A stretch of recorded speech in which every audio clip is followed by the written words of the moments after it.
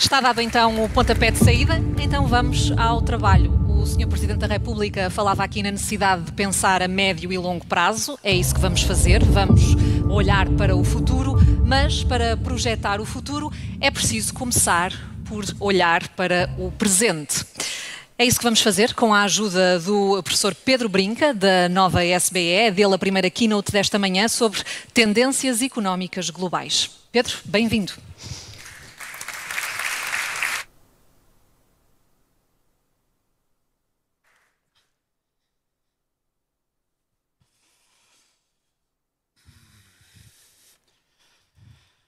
Bom dia. Queria começar por agradecer o convite que me foi feito para estar aqui hoje, à Presidente Cristina Santos, à Carla Pinto também, e a sua amabilidade neste convite, e claro, cumprimentar o Sr. Secretário de Estado, Nuno Fazenda, que já tive a oportunidade de elogiar antes de vir aqui ao púlpito, por algumas das suas intervenções que eu apreciei bastante, e agora aproveitar para ganhar alguns pontos para depois, quando falar de inflação, poder gastá-los. Okay?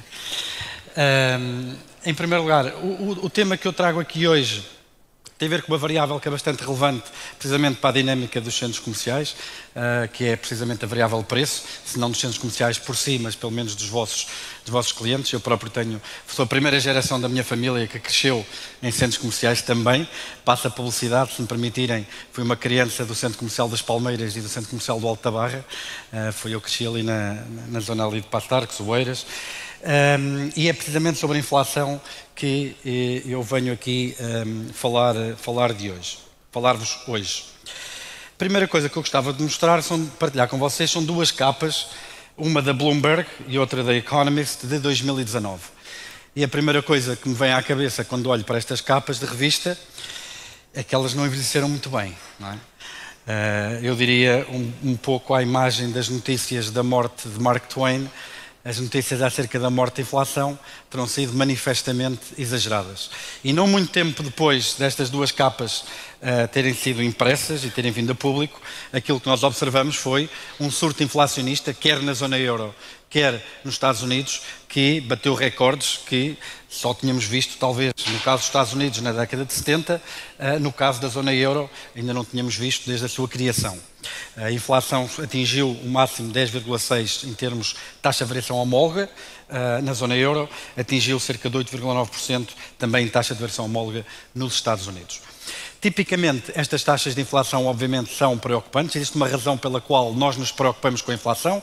A razão é porque isto tem um impacto grande na vida das pessoas, não só das pessoas e das famílias, mas também das empresas, também dos governos, na condução das suas políticas.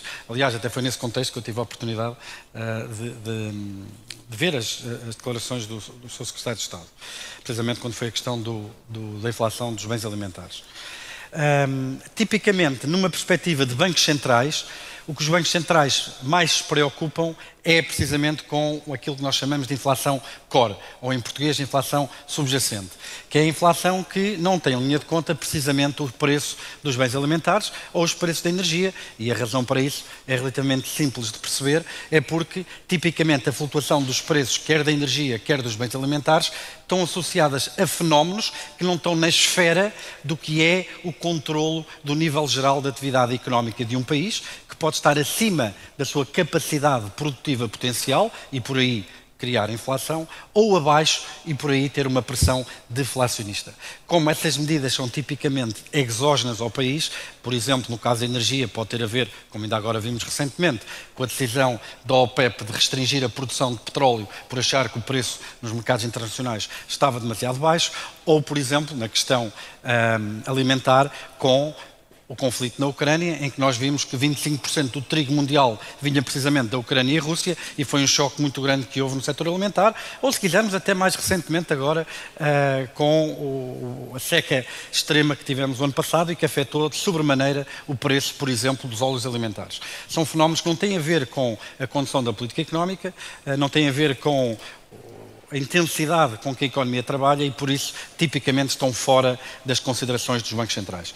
E estas são as inflações subjacentes que nós vimos, quer para a zona euro, quer para os Estados Unidos, e que mesmo assim muito acima daquilo que é o objetivo dos bancos centrais, que é precisamente ter uma inflação a médio prazo de cerca de 2%. E porquê é que temos a inflação? Em primeiro lugar, temos a inflação por três razões. podemos ter inflação por causa das expectativas de inflação. E a economia é das ciências mais complicadas porque é a única ciência em que o presente afeta, ou melhor, o futuro afeta o presente. Aquilo que nós achamos que vai acontecer afeta a maneira como a economia se comporta hoje. Se eu acordo de manhã e não me apetece comprar, ou se a economia como um todo tem um certo pessimismo relativamente às expectativas daquilo que acha que vai acontecer, mesmo que isso não fosse acontecer, por si só já causa que isso aconteça. São as tais profecias autorrealizadas. Por isso a questão das expectativas são importantes e vamos olhar para isso.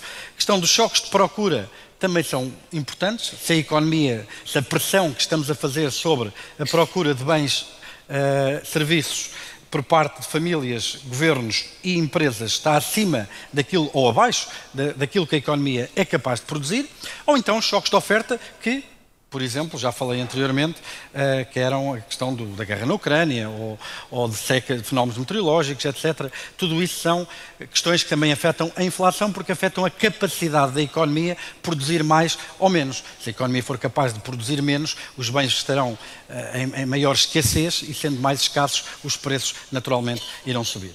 Tipicamente é assim que os economistas olham e tentam perceber a dinâmica da inflação, decompondo-a nestes três componentes. Começando pelo primeiro, expectativas de inflação. Onde é que estivemos desde a década de 90 até à década de 2020, ou até 2020? Tivemos aqui num ciclo virtuoso de credibilidade dos bancos centrais no controle da inflação, em que as expectativas dos agentes eram precisamente que as instituições tinham a capacidade de manter a inflação controlada.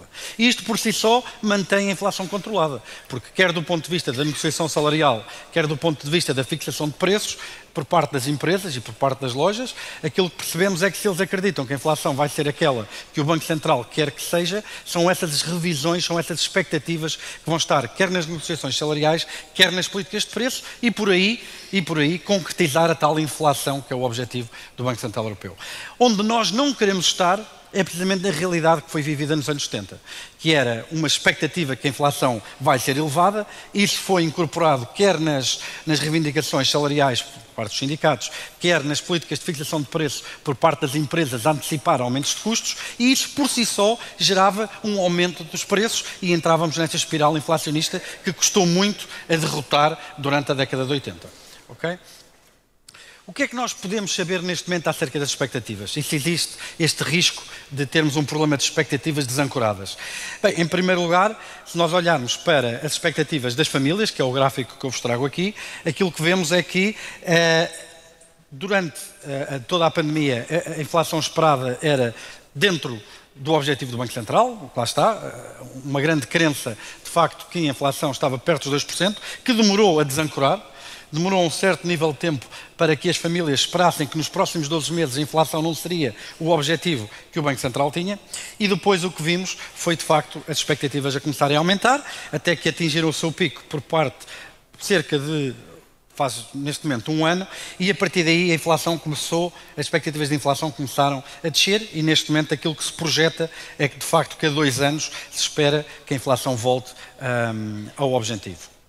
O próprio BCE espera que a inflação no próximo ano seja de 3,2%. Estas são as expectativas do verão. Elas foram atualizadas agora em setembro para valores ligeiramente mais baixos para 2024.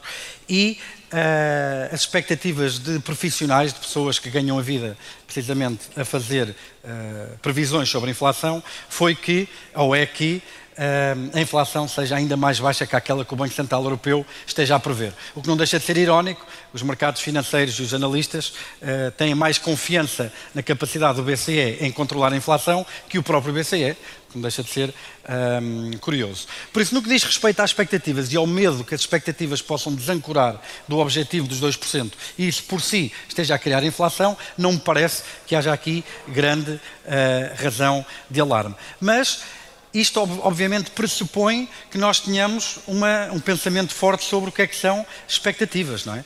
E nós temos várias teorias em economia, expectativas adaptadas, ancoradas, persistentes, expectativas racionais, diferentes maneiras de pensar como é que as pessoas acham que a inflação irá evoluir, e aquilo que estas diferentes teorias nos dizem são diferentes resultados. Okay? E nesse aspecto há aqui alguma cautela a ter, precisamente sobre de que maneira é que o comportamento destas expectativas se podem evoluir no futuro, e é importante nunca, em momento algum, pôr em causa ou fazer algo que possa pôr em causa a determinação das instituições em atingir o tal objetivo dos 2%, porque pode levar a uma desancoragem das expectativas e depois um descontrolo da inflação. Por outro lado, temos choques de procura. E que choques de procura são estes? Nós temos uma ideia que a economia tem uma determinada capacidade produtiva, temos uma ideia que existe pressão sobre essa produção de bens e serviços por parte de famílias, governos e empresas, e essa procura de bens e serviços pode estar acima da capacidade de produção ou abaixo da capacidade de produção. Se ela estiver precisamente ao nível da sua capacidade de produção, ou seja, se a procura de bens e serviços for igual à capacidade potencial de os produzir, nós dizemos que o hiato do produto é de 0%.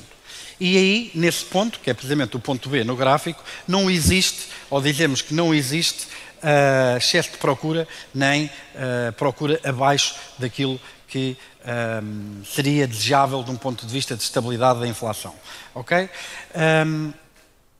Como é que nós podemos perceber, neste momento, se temos excesso de procura? Há vários indicadores. Um pode ser o hiato do produto, que é olhar para as contas nacionais e tentar ter uma ideia do que é isto da capacidade produtiva da economia. Não é uma variável diretamente observada nas estatísticas. O que nós observamos é a despesa efetiva. No que nós tentamos inferir é qual será a capacidade potencial da economia de produzir todos estes bens e serviços. Podemos olhar para a taxa de desemprego, como uma medida de medir a temperatura à economia, ou mesmo para a taxa de emprego. E isto é importante. Porquê? Porque, mais uma vez, se a procura de bens e serviços estiver acima da capacidade da economia de os produzir, vamos ter inflação acima do esperado. Se estiver abaixo, vamos ter inflação abaixo do esperado. Por isso, o que é que nos dizem estes indicadores? Bem, o que nós temos no gráfico do lado esquerdo é precisamente o PIB observado, a procura efetiva realizada de bens e serviços na zona euro, e o que temos em vermelho é uma estimativa da produção ou da capacidade produtiva potencial da zona euro. E, olhando para a diferença entre estas duas linhas no gráfico da direita, somos levados a crer que a economia está muito perto do seu potencial, o que põe em causa a ideia de que a procura será um canal dominante nos explicar de uma inflação acima daquilo que é o objetivo do Banco Central Europeu. Por outro lado, se olharmos para a taxa de desemprego, e como aquilo que nós conseguimos ver é que a taxa de desemprego está em mínimos históricos, na zona euro e em Portugal também.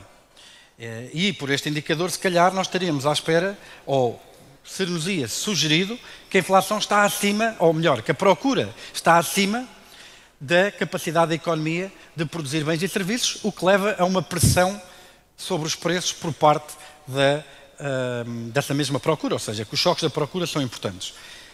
Ou, por último, podemos olhar para a taxa de emprego. E se é verdade que em Portugal a taxa de emprego está em máximos históricos, não o é na zona euro. E se nós olharmos para a tendência pré-pandémica, é-nos sugerido pelos dados que, de facto, em termos de emprego potencial, a zona euro ainda está abaixo das expectativas. E neste sentido podemos estar a achar que não existe um problema de excesso de procura, pelo contrário, existe um problema de defeito de procura. Ok? Ou seja, não é claro quanto da inflação é que neste momento se deve a excesso de procura, porque, lá está, um analista chegaria a conclusões contraditórias dependendo, lá está, do indicador que usa. Truman, ex-presidente americano, costumava dizer que o sonho dele era ter um analista económico, ou um conselheiro económico, que fosse maneta, porque sempre que pedia conselhos, o conselheiro económico dizia, on one hand this happens, on the other hand that happens. Não é? E os economistas é um bocadinho assim, não é? Dependendo do indicador, pode acontecer uma coisa ou outra, o que a nós pelo menos nos dá a segurança que de alguma maneira estivemos sempre certos. Não é? Isto pode ser frustrante de facto, mas acontece porque é muito difícil avaliar variáveis que não são observáveis, neste caso o produto potencial da economia, e porque também estamos em circunstâncias singulares, que é precisamente a saída de uma pandemia em que não é uma crise normal que já foi estudada de uma forma mais exaustiva por parte dos economistas ao longo do tempo. Por último, temos a questão dos choques de oferta. Ou seja, esta relação entre capacidade produtiva e hiato do produto, okay, pode levar aumentos ou diminuições dos níveis de preços consoante variações na capacidade de produção na economia, que é aquilo que está ilustrado no gráfico. E o que é que nos apraz dizer sobre os choques de oferta neste momento na economia? O que é que pode estar por trás disso? Bem, por um lado, disrupções ligadas à pandemia, claramente, disrupções, ou seja, confinamento, limitações à capacidade de produção, todos nós, então vocês de certeza foram dos que mais passaram por isso.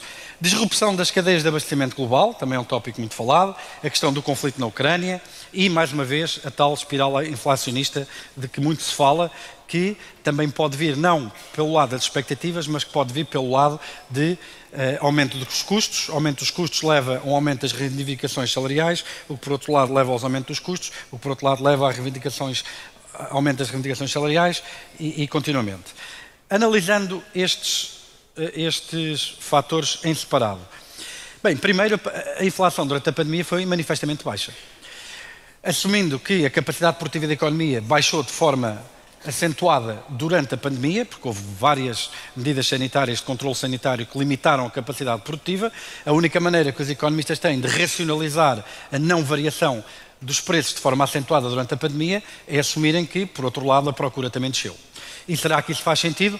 A mim acho que sim, porque por uma razão muito simples, porque as pessoas também estavam em casa e não podiam gastar. Okay?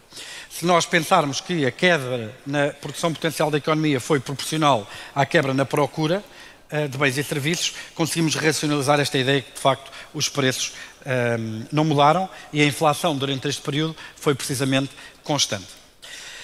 Segundo choque de oferta, disrupções das cadeias de valor, que aumentaram custos e tempos de transporte. Bem, se olharmos para o tempo médio em que conseguimos trazer mercadoria da China para a Europa ou da China para os Estados Unidos, pela rota do Médio Oriente ou pela rota do Pacífico, aquilo que vimos foi que em pandemia houve um pico muito acentuado dos tempos de transporte, mas esse pico já lá vai. Neste momento, os tempos de transporte já estão muito próximos daqueles que eram antes da pandemia e se olharmos aos custos desse transporte, o custo de um contentor chegou a atingir os $25.000 durante o pico destas disrupções, neste momento está mais próximo dos $2.000.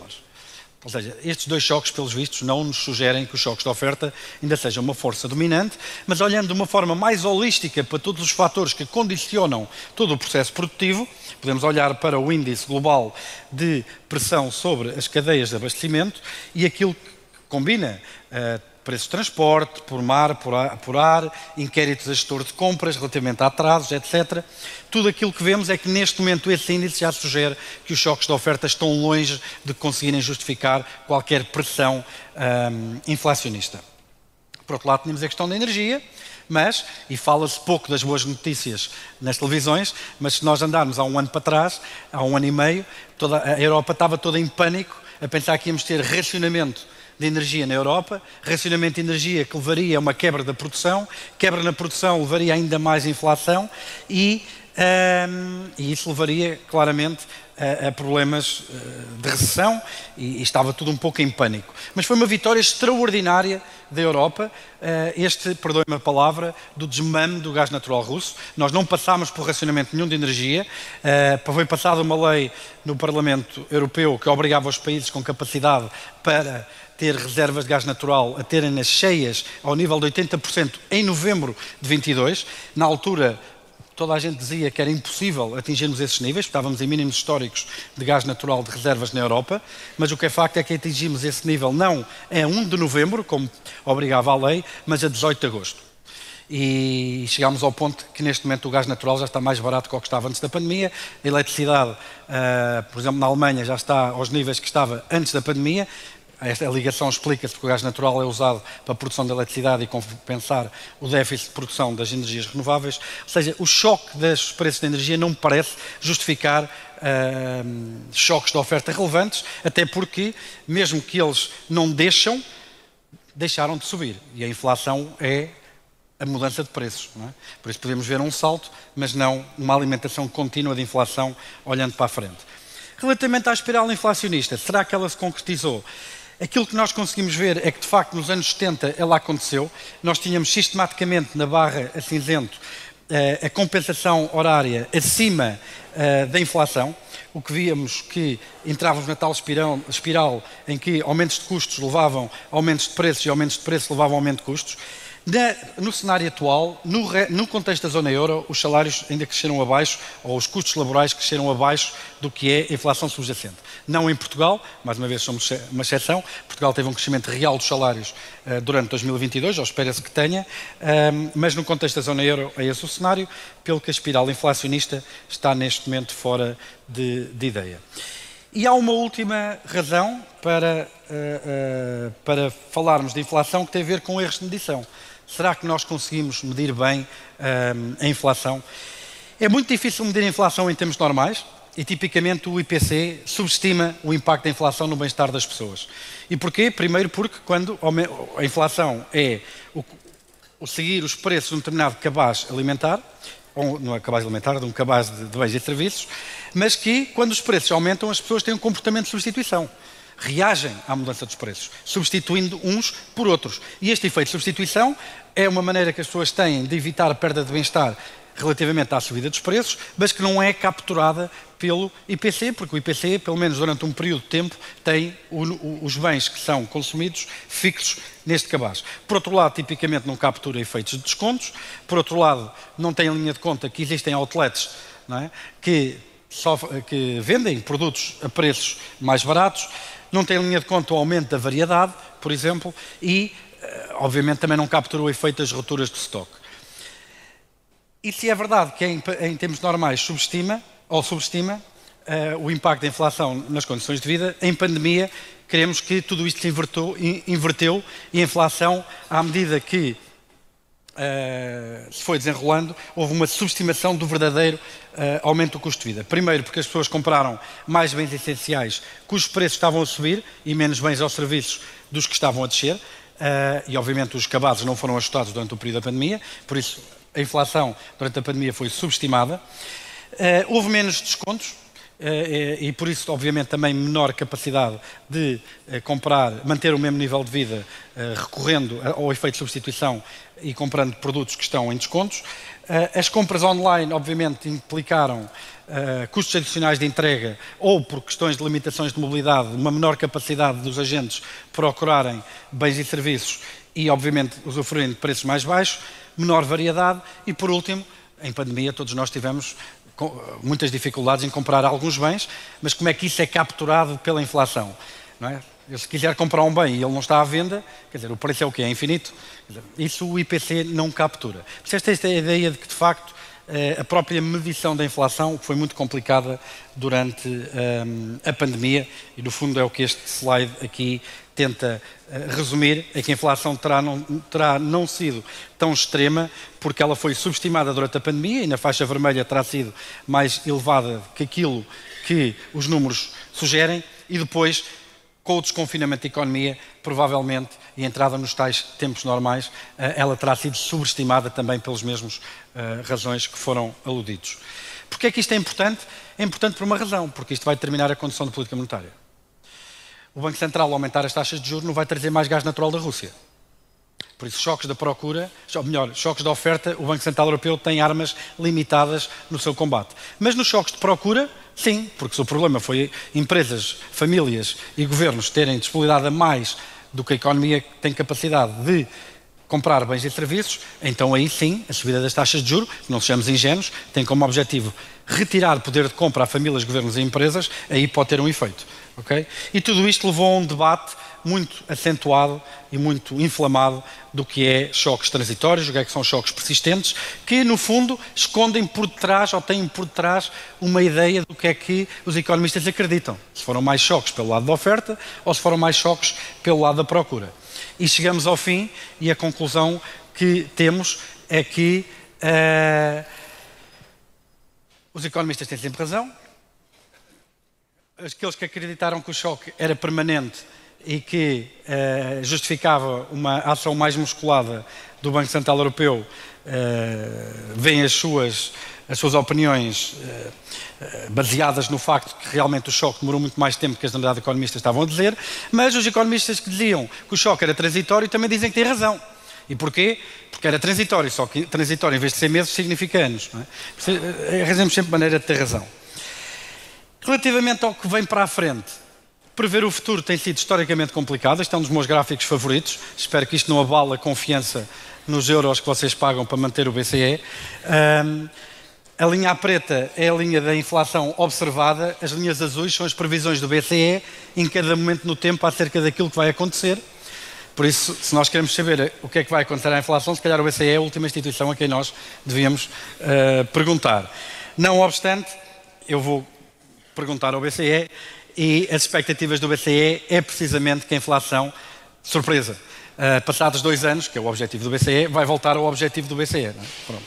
Não obstante, desta vez, quer os mercados, quer os analistas profissionais estão de acordo com o BCE, são até mais otimistas que o BCE relativamente à evolução da inflação e prevê-se que, de facto, em 2025 atinjamos os tais 2,3%.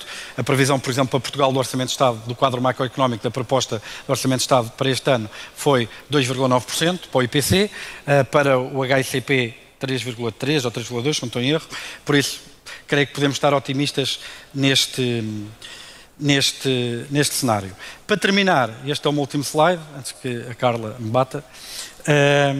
Será que isto sugere que o choque terá sido transitório? Esta ideia que de facto nós vamos voltar à ancoragem, ao objetivo do BCE? Lá está.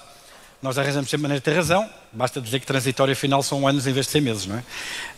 Mas também podemos pensar que de facto o choque até era permanente, mas foi devido precisamente à política do BCE contra a inflação que conseguimos arrefecer as economias e puxar a inflação de volta para o seu target.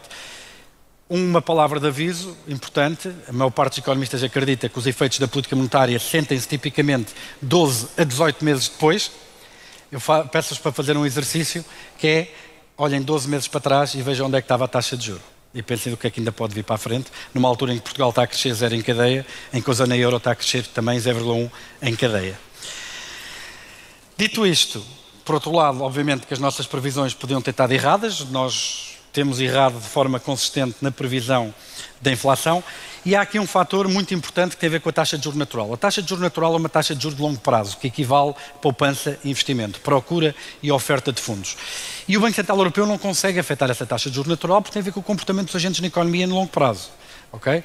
O que o Banco Central Europeu consegue é afetar a inflação, escolhendo uma taxa de juros nominal que será aquela que tiver que ser, para que a taxa de inflação seja o objetivo, dada a taxa de juros natural da economia. O problema é que esta taxa de juros natural, por um lado, vai afetar de maneira determinante se a política do BCE está a ser demasiado restritiva ou não, quão acima da taxa de juros natural é que a taxa de juros nominal, a taxa de juros do BCE está. Quanto maior for esta diferença, mais restritiva a política está a ser, mais força está a ter o BCE para baixar os níveis de preços, mas quanto mais próxima ela for, menor está a ser a força do BCE. Por isso a pergunta é, onde é que está a taxa de juros natural? E mais uma vez, ela não é observada, ela é uma abstração que os economistas têm nos seus modelos. Existem bastantes economistas que acreditam que a taxa de juros natural terá subido por causa da mudança dos comportamentos de poupança no Sudeste Asiático. Os asiáticos estão a comprar menos dívida pública no Ocidente. Poderá ter mudado pela aceleração digital que vimos durante o Covid. A economia sendo mais produtiva significa também um aumento da taxa de juro natural, porque há mais procura de fundos, precisamente porque o capital está mais produtivo pela aceleração digital. Existe aqui todo um conjunto de tendências de longo prazo das economias que importa analisar para perceber, para nos dar algum sentido do que é que pode ser no longo prazo. E para terminar, há aqui também aquilo que eu chamo de doutrina Powell, que foi o anterior governador do Banco da Reserva Federal dos Estados Unidos, que tem a ver com a maneira como as instituições lidam com a estabilização das economias. E a ideia de Powell, quando eclodiu a pandemia, foi que o risco de não fazer suficiente era maior do que o risco de fazer demais. Isto pensando na crise de 2008. E o que é certo é que, se por um lado estas palavras se tornaram acertadas porque nós passámos por uma das maiores flutuações económicas da história, em Portugal, no segundo trimestre de 2020, a economia contraiu 15,6%, é disto que estamos a falar, e isto não levou à destruição de emprego nem de empresas. que é outra vitória extraordinária das instituições que se ouve pouco falar, porque, mais uma vez, as boas notícias nunca vêm para os jornais, não é? Mas, por outro lado, talvez tenhamos ido longe demais. E a inflação que estamos a ter agora poderá ser um pouco fruto disso. Nós tivemos políticas orçamentais para aguentar a economia que atingiram níveis extraordinários e que talvez também tenham ajudado a meter pressão sobre bens e serviços e justificado parte da inflação que nós estamos a ver. Vocês vejam que nós temos uma crise de inflação e se a zona euro como um todo fosse um país, a zona euro neste momento estava em procedimento por déficit excessivo porque tem um déficit combinado, todos os Estados da zona euro, 3,2%. Portugal, orgulhosamente, não é um dos culpados para essa situação. Portugal tem um superávit do orçamento. Aliás, este ano, 2023, terá sido o ano, nos últimos 50 anos, em que tivemos o maior superávit em Portugal. É o segundo superávit em democracia. Mas o conjunto dos outros países não é o caso e tem tido um conjunto de políticas expansionistas que têm lutado contra o BCE. E isso é um problema porque pode manter a taxa de juros mais elevada durante mais tempo. E a política agressiva de subidas muito intensas da taxa de juros também é um reflexo da doutrina Powell. O reflexo da ideia aqui é melhor fazer a mais do que a menos. Porquê? Porque também existe agora a ideia de que se as economias entrarem em recessão, nós temos instrumentos tradicionais que as conseguimos tirar de recessão de uma forma muito mais rápida.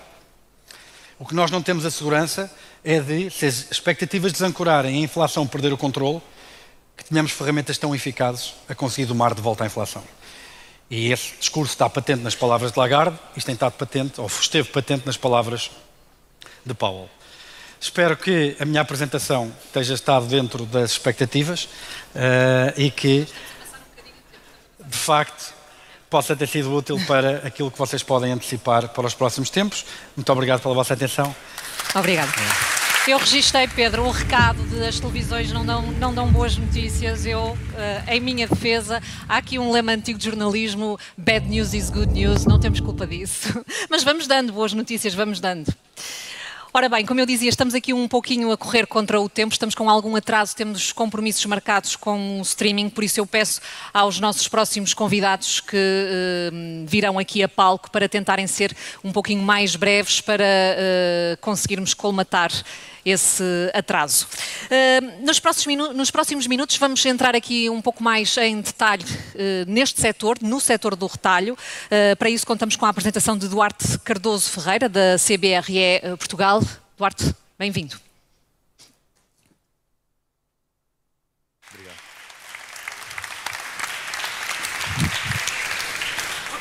Obrigado. Antes de mais, Sr. Presidente da APCC, Dra. Cristina Santos, Sr. Secretário de Estado do Turismo, Comércio e Serviços, Dr. Nuno Fazenda, minhas senhoras, meus senhores, bom dia a todos. Estão-me a pedir para ser o mais breve possível nesta apresentação. O meu trabalho ficou bastante facilitado por si, Sr. Secretário de Estado, porque basicamente tudo aquilo que eu vinha aqui a apresentar, o senhor já veiculou a esta audiência, portanto eu posso passar pelos temas que há de uma forma mais sucinta. Por isso, lhe agradeço. Falar dos centros comerciais para a CBRE é falar de um tema que é muito caro. Nós, na CBRE, gerimos 60 centros comerciais e retail parks na Península Ibérica, 45 centros comerciais e 15 retail parks, dos quais 10 centros comerciais e 10 retail parks situam-se em Portugal.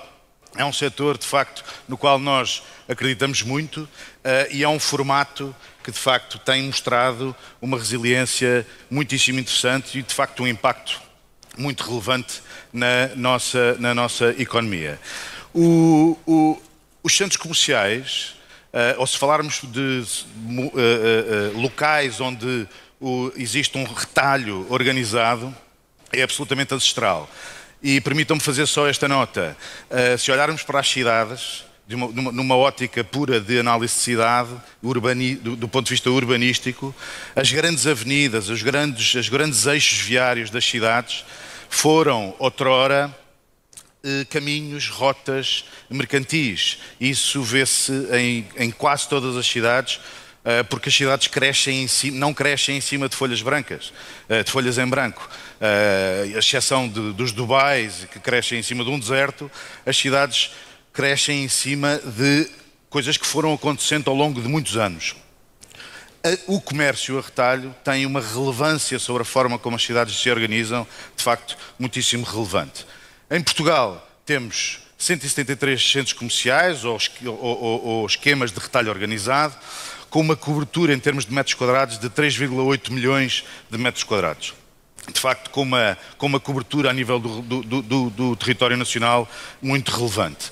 E os centros comerciais começaram precisamente por ter esta missão de criar acesso, de tornar acessível determinados bens e serviços nas comunidades onde se inserem. Mas têm vindo a evoluir, sem perder o propósito inicial. Portanto, esta evolução tem sido sempre cumulativa. Ao longo dos anos passaram a ter um papel muito relevante como componente de entretenimento. Em algumas comunidades, o centro comercial é um dos poucos espaços públicos, coberto, fechado, abrigado, que essas comunidades têm para usufruir, e ao longo do tempo, de facto, como dizia também o Sr. Secretário de Estado, o tema da experiência e a componente de entretenimento espalhada afastando-se do puro consumo, tem vindo a ser uma das componentes relevantes na evolução